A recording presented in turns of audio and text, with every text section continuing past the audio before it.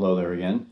Dr. Tom Goyne with Aberdeen Audiology, offices in Westchester and Wayne, Pennsylvania, the Philadelphia suburbs. If you're finding these videos that we've been doing useful and you find them helpful, below the video is a subscribe button. You can press that, and then anytime you log into YouTube, you're more likely to see one of our videos. There's also a little bell there where you can press that, and you can get notification whenever we upload or release another video. Notifications can be a choose your own adventure sort of thing. Maybe you'd like to do it, maybe you won't. I'll leave that up to you, but that is an option there if you'd like. One thing I'd like to talk a little bit about is the value of giving some thought towards the listening situations you would most like to hear better in before you go in to see an audiologist. And there's a reason for that.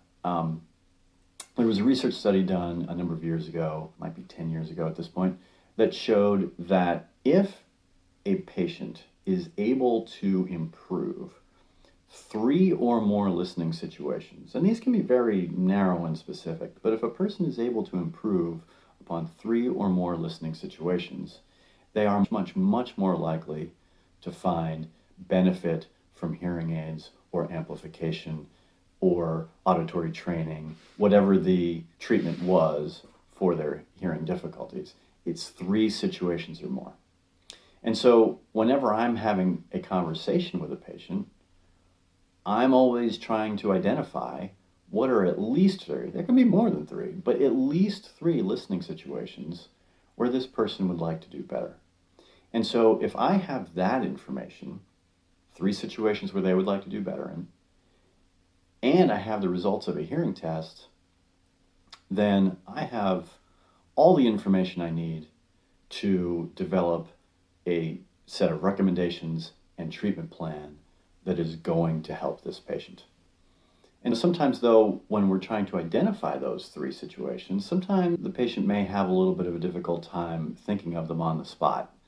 And so there's where it may be helpful to think of those things before coming in.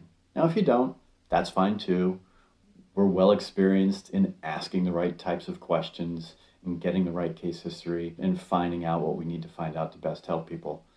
But I've often found that when people have given some of that some thought, our discussions are much more productive and the outcomes end up being much better, much sooner. I've always said that I can go into our patient files and I can find 10 patients with very similar hearing test results, very similar.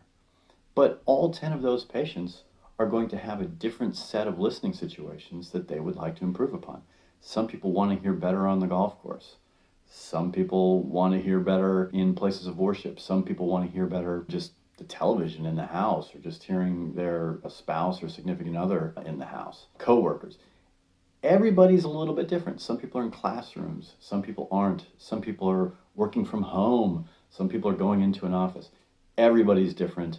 And honestly, that information, what situations a patient wants to hear better in, is every bit as valuable to me as the hearing test. As a matter of fact, I might even go so far as to say it's more important than the hearing test. So give that some thought before heading in to see an audiologist. If you're in the Philadelphia area, we'd love to be that audiologist that you come to see. But I hope you find these videos helpful, and I hope you're getting something from them. We'll see you next time.